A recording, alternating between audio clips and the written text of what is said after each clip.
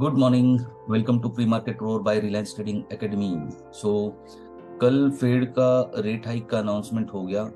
सो एक event out of this 3 events that I wrote here, एक event complete हो गया है। 25 बेसिस पॉइंट का रेट हाइक हुआ है विच वाज एज एक्सपेक्टेड, और मार्केट ने उसको पॉजिटिवली रिएक्ट किया है।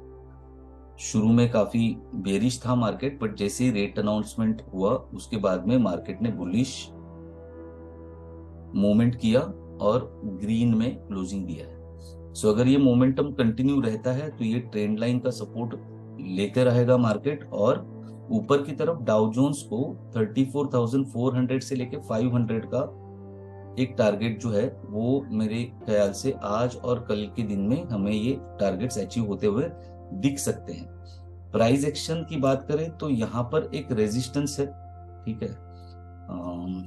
वन सेकेंड, ये एक रेजिस्टेंस है यहाँ पर, ठीक है। तो यहाँ पर आने के बाद में we will have to, because जो डेटा मैं देख रहा हूँ तो अगले हफ्ते का डेटा में अभी कुछ बिल्टअप दिखा नहीं रहा है, और फ्राइडे को एक्सपायरी होगी।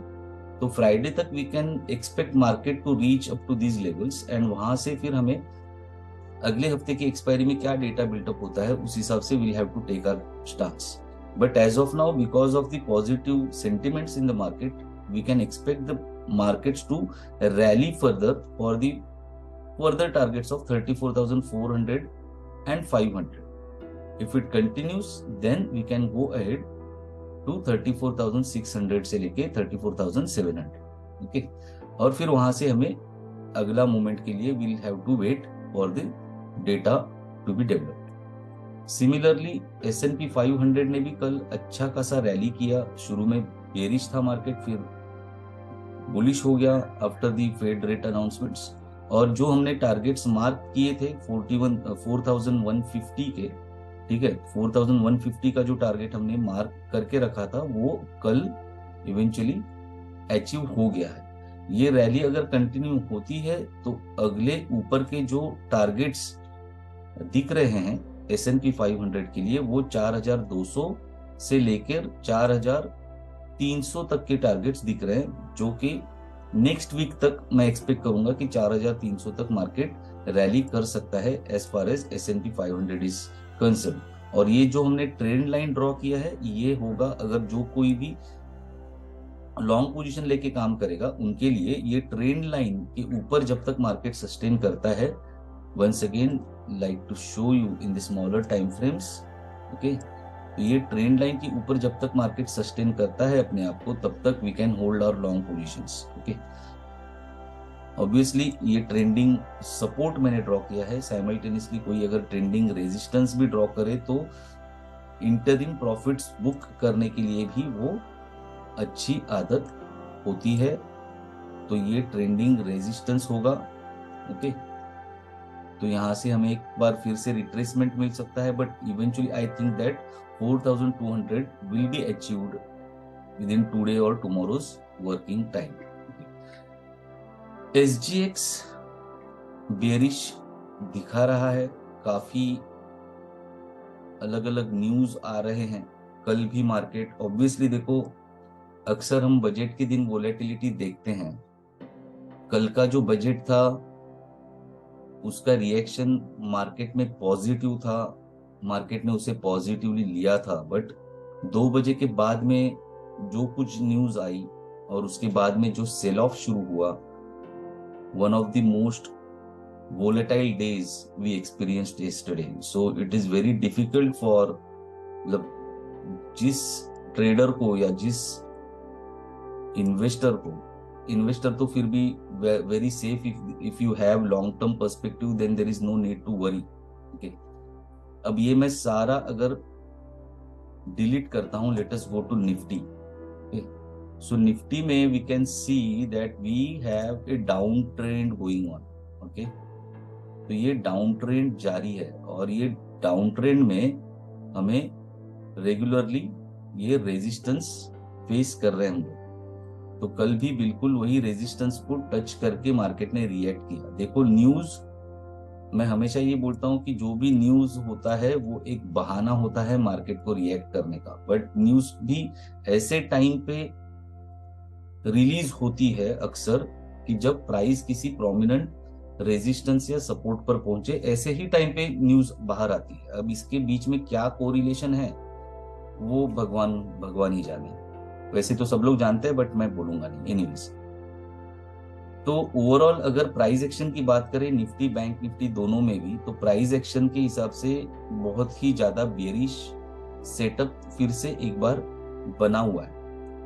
बट ऑप्शंस का डेटा अगर चेक करता हूं तो निफ्टी के लिए फिलहाल आज का रेंज, आज का भी दिन, आज भी निर्मला आंटी का जो भाषण होगा वो इंटरेस्टिंग होगा, उसके बाद में रिएक्शंस उसके ऊपर भी आएंगे। ठीक है, मार्केट थोड़ा जो भी फंडामेंटल एनालिस्ट्स है बड़ी बड़ी इंस्टीट्यूशंस के, they might have got lot of time, है ना, उनको समय मिला होगा कल का जो भाषण हुआ उसका एनालिसिस करने के लिए, उसके जो भी चेंजेस किए हैं उससे होने वाले जो भी इफेक्ट होंगे अलग अलग सेक्टर्स के ऊपर, उसको एनालिसिस करने का समय मिल गया होगा। तो अभी जो होगा वो एक मैच्योर्ड रिएक्शन मार्केट देगा। कल जो था वो एक इम्प्रॉम्प्टू रिएक्शन था, बट फिर से मैं कहूंगा कि कल जो सेकेंड हाफ में 2 बजे के बाद में मार्केट ने किया है वो it was completely news driven. Price action अगर देखेंगे तो बेरिश दिखा रहा है, लेकिन ऑप्शंस का डेटा इतना ज्यादा बेरिश नहीं है जितना प्राइस एक्शन दिखा रहा है। तो we will have to find a, क्या बोलते हैं हम हिंदी में बोलते हैं सुवर्ण मध्य, हमें देखना पड़ेगा कि एक बैलेंस्ड पर्सपेक्टिव हमें रखना पड़ेगा। Either we decide to go as per options data और we decide to go as per price action जो हमें दिखा रहा है। तो प्राइस एक्शन इज बेरिश। तो मुझे ऐसा लग रहा है कि ये जो ब्लू कलर का बॉक्स मैंने ड्रॉ किया है 17,700 से लेके 17,500, ये निफ्टी के लिए रेंज हो सकती है आज के दिन। तो ये बिल्कुल कॉन्ट्राडिक्टरी मैं रेंज बता रहा हूँ, क्योंकि मैंने कहा कि अक्सर बजट के दिन हम लोग वोलेटिलिटी देखते हैं, जो कल भी वोलेटिलिटी देखी, लेकिन वो जो वोलेटिलिटी थी वो बजट ड्रिवन कम थी, सेकेंड हाफ में it was more news driven. और उस न्यूज का जो असर है उसके काफी सारे अलग अलग पहलू लोग शेयर कर रहे हैं, काफी अलग पर्सपेक्टिव्स लोग शेयर कर रहे हैं। तो मुझे ऐसा लगता है कि किसी की बातों में ना आके हम लोग सिर्फ अगर डेटा के ऊपर रिलाय होंगे, क्योंकि कल मार्केट खत्म होने के बाद कल रात को भी कुछ न्यूज आई, उसका भी असर मार्केट पे देखने को मिलेगा। तो after the markets open we will have to react as per what is data telling us. Data जिस तरीके से बनेगा उस तरीके से हमें रिएक्ट करना होगा। अदरवाइज जो कल मार्केट खत्म होने के बाद में जो डेटा है उस हिसाब से 17,700 से 17,500 तक का निफ्टी का रेंज है। नीचे की तरफ अगर ब्रेकआउट करता है तो नीचे 17,350 तक का रेंज निफ्टी के लिए बन रहा है। Okay, we will have to wait for the market to break out either on the bullish side, upper side और on the lower side. But जिस भी तरफ मार्केट ब्रेकआउट करेगा उस तरफ हमें एक बहुत अच्छी मूवमेंट देखने को मिलेगी। बैंक निफ्टी में ये जो ब्लू रेंज है again very narrow range I am plotting. तो 40,800 से लेके 40,200 तक का रेंज बैंक निफ्टी में हो सकता है। जिस भी तरफ ब्रेकआउट करेगा we will trade in that direction.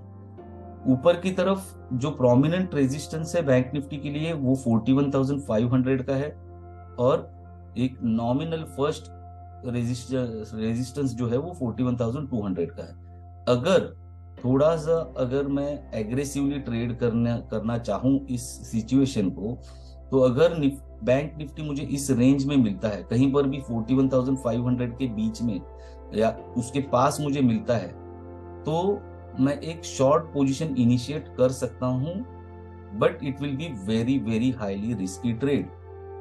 नीचे मिलता है तो नीचे 39,900 का एक प्रोमिनेंट सपोर्ट है। मतलब जो ऑप्शंस का डेटा है वो मुझे बता रहा है कि यार 39,900 के नीचे एटलीस्ट आज के दिन तो मार्केट क्लोज नहीं हो सकता। ऑब्वियसली ये कल मार्केट खत्म होने के बाद का डेटा है, आज मार्केट खुलने के बाद में डेटा चेंज होगा, नया डेटा डेवलप होगा, लेकिन कल के क्लोजिंग तक का जो डेटा है उस हिसाब से 39,900 इज द मैक्सिमम। अगर गया भी तो वापस बाउंस कर सकता है जैसे कल किया था। So we have to wait and watch, rely more on price action and secondarily on data. Stock specific बात करेंगे तो कोल इंडिया में एक अच्छा खासा शॉर्ट बिल्टअप हुआ है। देखो ये कैंडल जो है ये बता रही है कि मेरे को नीचे जाने का है भाई, ठीक है। तो ये हाईली वोलेटाइल मार्केट में थोड़ा सा एग्रेसिव नहीं, लेकिन सॉरी ज्यादा रिस्की तो रहेगा ही, क्योंकि लॉट साइज भी इसका बड़ा है। तो अगर 1 रुपया चेंज इन प्राइस में बोलता हूँ तो 4,200 का आइदर प्रॉफिट या लॉस हो सकता है, if we are depends upon whether we sit in the right direction और रॉन्ग डायरेक्शन।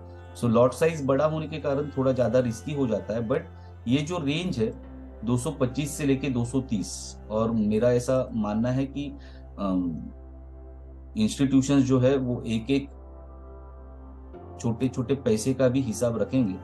तो if I get entry anywhere near 230-232 के बीच में, अगर मुझे एंट्री मिलती है, वोलेटिलिटी में हो भी सकता है कि मिले, तो मैं इसमें कोल इंडिया में शॉर्ट पोजीशन इनिशिएट कर सकता हूं 232 के ऊपर स्टॉप लॉस रख के। लॉट साइज बड़ा होने के कारण अगर फ्यूचर्स में ट्रेड करता हूं तो थोड़ा रिस्क ज्यादा हो जाता है। बट अगर थोड़ा सा रिस्की ट्रेड लेना है, खतरों के खिलाड़ी बनना है, तो मैं शॉर्ट पोजीशन इसमें इनिशिएट कर सकता हूं। दूसरा एक थोड़ा सा ओके सा ट्रेड है,